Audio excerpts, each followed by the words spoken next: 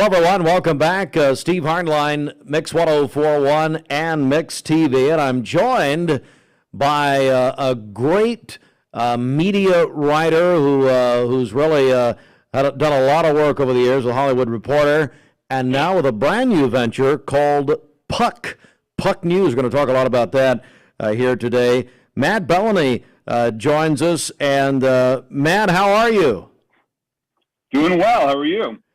Well, buddy, I'm doing great, and I'm very much enjoying your newsletters that you're churning out for Puck, and I want to talk a lot more about Puck because you've gathered a just unbelievable list of influential writers all in one place. But for our audience here, Matt, in this eastern part of Tennessee, tell us a little bit about yourself, if you will.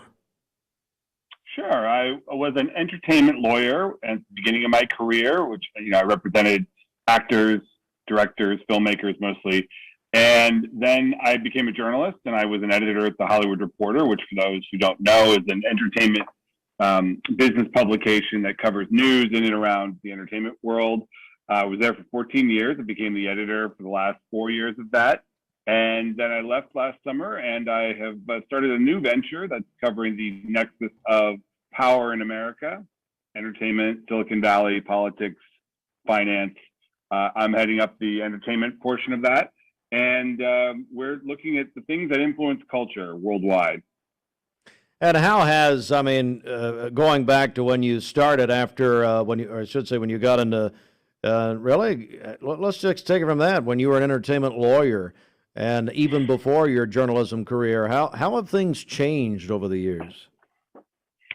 Oh, it's completely changed. The entire entertainment industry has gone through and is going through a seismic change. The digital transformation that's impacting every aspect of culture has had a particularly profound effect on Hollywood, just from the way that people are watching film and TV, in their home with the streaming services, to the decline of movie theaters, to, the fact that, everything now has to compete with a universe of media that is everything from Facebook to YouTube to, text messages from your Aunt Milda. Like, everything out there is competing for your time.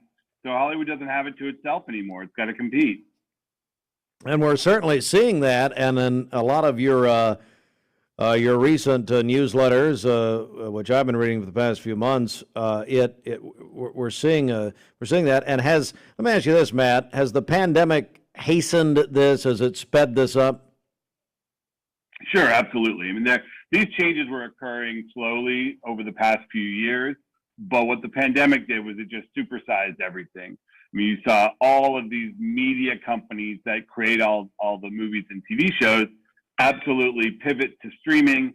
They had to deal with the fact that people couldn't go see their product in theaters for a while. So what do you do in that situation?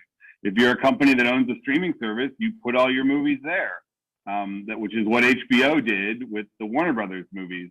If you are a company that doesn't have a streaming service, you sell off your movies to somebody that does, which is what Sony and Paramount did, the two of the big streaming or big studios. They started selling movies to Amazon, which is why you saw Coming to America there, and you saw The Tomorrow War with Chris Pratt debut on Amazon. It's a big change, and the whole windowing system where you would have to wait 3 months to see a movie in home video after it comes out in theaters, that's gone away. Now it's either released on the same day for a charge, or it's 30 to 45 days. It's a significant window change, and that's the ripples of that are being felt throughout the industry.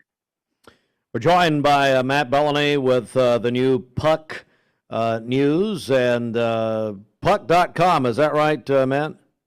Puck.news. Puck.news, I'm sorry. Why Puck? Why that name Puck? Short, snippy. It suggests a little bit of playfulness, a little mischievous. There's a Shakespearean reference. There's also an old New York magazine from the 1900s that had that name. So it's designed to be easy to remember and easy to type into your browser. I think you succeeded there. That's excellent.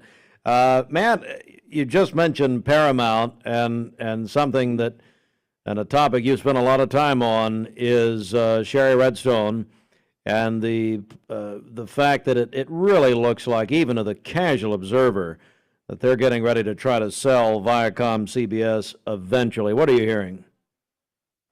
That's exactly the case. I mean, Paramount is one of the legacy, iconic Hollywood studios. It's the only one that's still based in Hollywood, in Los Angeles. The others have moved to other places. And it's, the home of The Godfather, Forrest Gump, Indiana Jones, a lot of really classic movies. It's been owned since the 90s by the Redstone family, first by the father, Sumner Redstone, who had a sad decline and finally died last summer, and now by his daughter, Sherry Redstone, which owns it as part of the Viacom CBS media conglomerate that owns CBS and a lot of the cable channels like MTV, and they own a streaming service now called Paramount Plus. And what they did recently is they fired the longtime executive that was running Paramount for the past 4 years, and replaced him with a guy who was running the children's programming at the company, Nickelodeon and a couple other networks.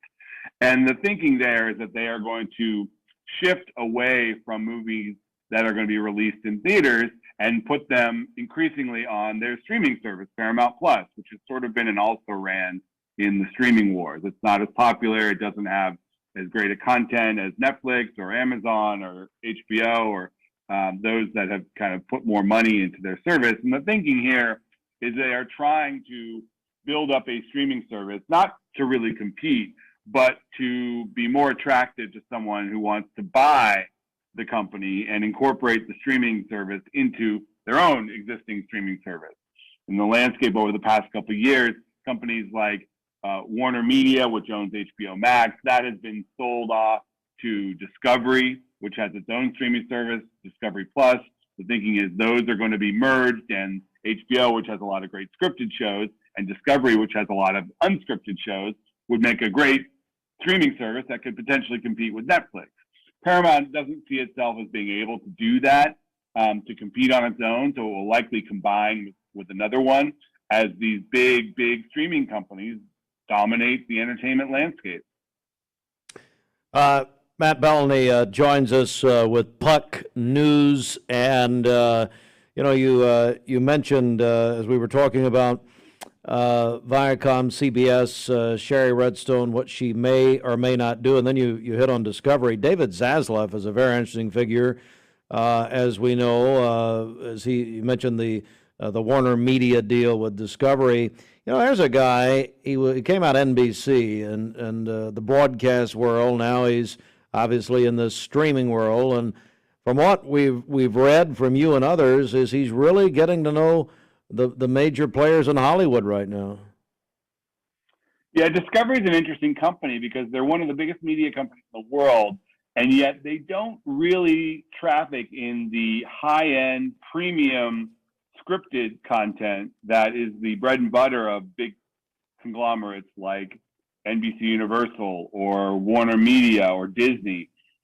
He really doesn't have those relationships with the big stars. So if you're coming in and buying a company like Warner Media, which has the Warner Brothers Film and Television Studio, has HBO, it has the Turner Network, you kind of have to establish those relationships with stars so that they know you and that they feel comfortable working with you. And that's what this period of transition is right now. Warner Media was spun off to Discovery earlier this year, but the deal has to be approved by regulators, so it's not officially a done deal yet.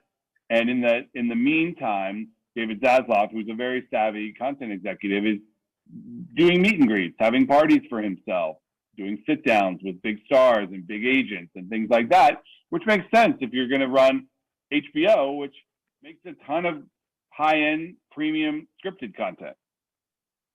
Just a few more points. So glad to have Matt Bellany joining us with the all-new Puck News, which I highly recommend. And I have personally been enjoying it very much since I discovered it. How big a deal, Matt, is this Scarlett Johansson lawsuit, and where is that right now?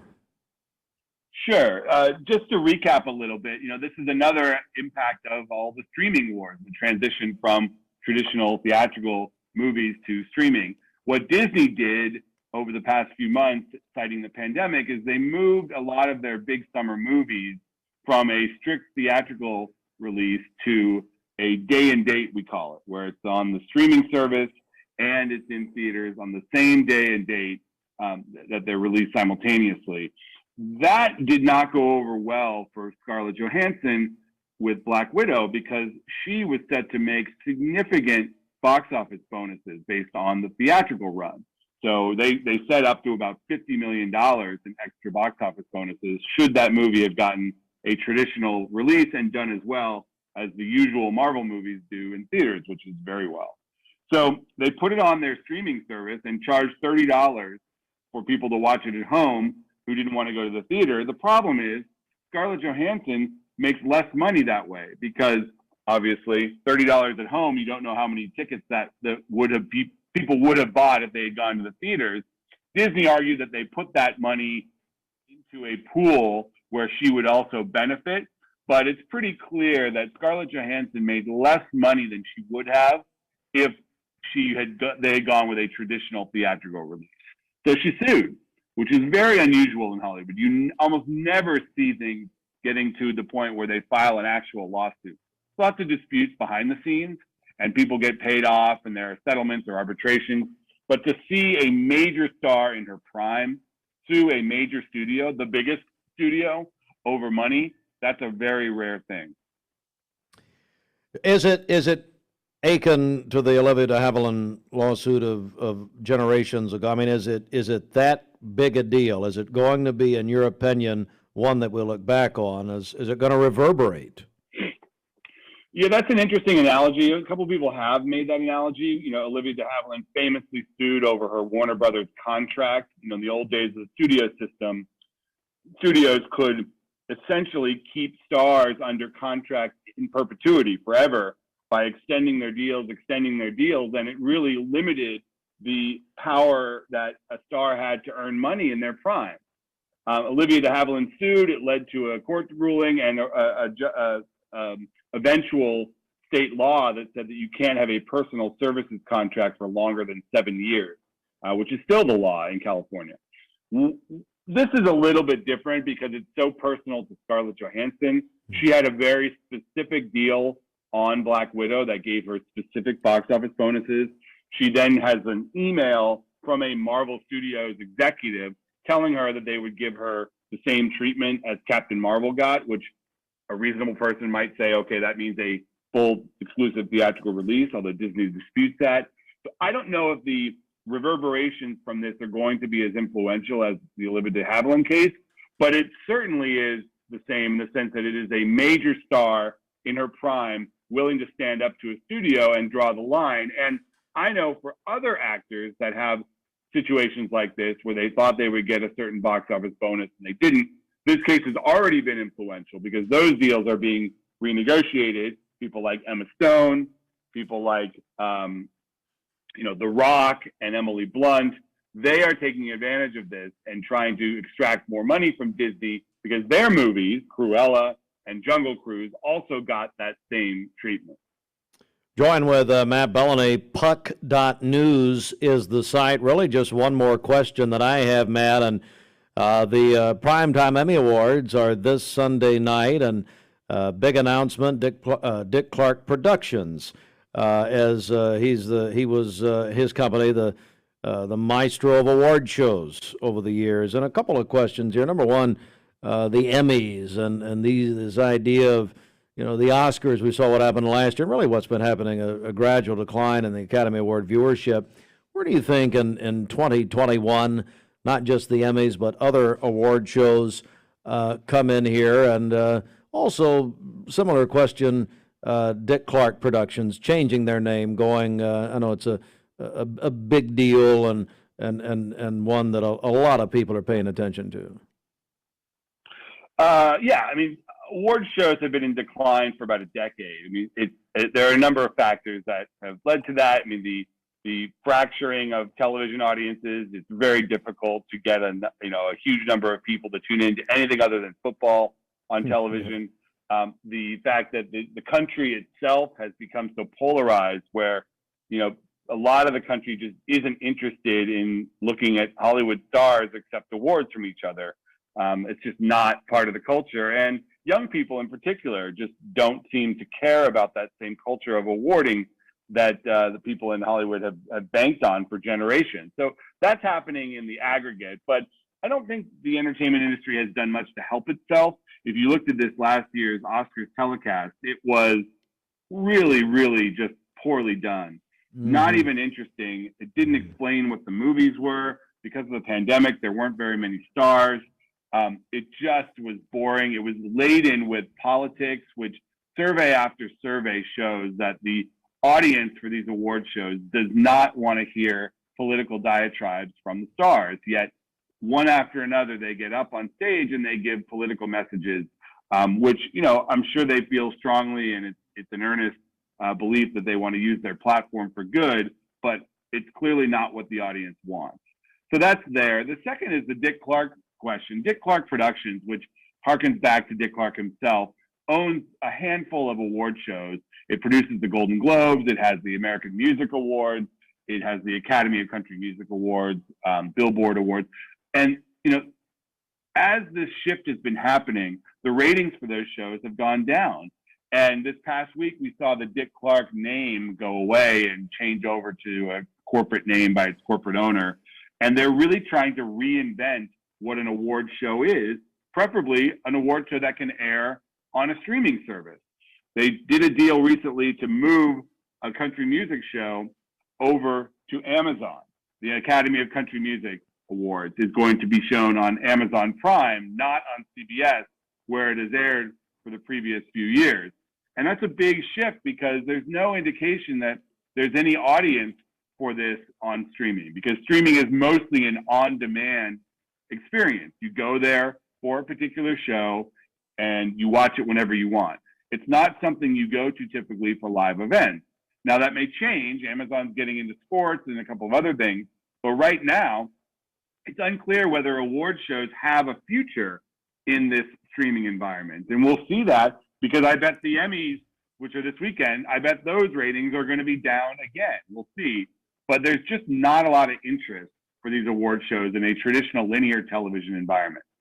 And that brings up the point, and final question, Matt. The point is, traditionally, you have the Emmys on Sunday, and then you would have the rollout of the fall television season beginning that next Monday. In your opinion, how much does that still matter? And I'm talking about the fall network premieres, that sort of thing. Is that still relevant in 2021 to you? The answer, I think, is yes and no. For advertisers, they still spend billions of dollars in the traditional linear television environment. A lot of these new shows will, be the province of new ad campaigns. But from a practical perspective, no. The TV season is all year round now. There's nothing particular about the fall that connotes, something new or different. It does happen to be where a lot of the broadcast shows premiere, but there are so many fewer of those these days than there used to be. There's more content than ever. We are in this peak TV environment where there are more shows on more outlets than there have ever been in the history of television. It's just not in the traditional environment. They're mostly on streaming, especially when you talk about scripted shows. So, the fall TV season is kind of a misnomer. Doesn't mean that they won't promote it. And the biggest draw in television, as I mentioned, is football. And football is all over fall TV. So you're seeing audiences return to football in greater numbers. The opening night last week had, the best ratings for a football game since 2015. And that's in an environment where there are so many fewer people with linear TV cable subscriptions than they used to have. So football is doing great. It's just everything else that's challenged. And, these networks have got to figure out a path forward. And to that point, Matt, you look at those ratings, and it was about 24 million on NBC television, about 2 million on Peacock, which goes back to your point about live events on streaming. I mean, they've just not figured that out yet.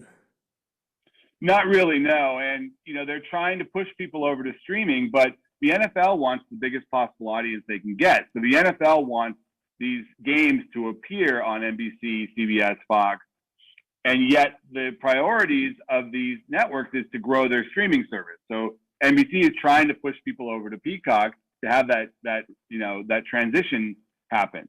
So we're in this weird time period. The audience on television is so much larger, yet the priority for the companies is to grow the streaming service.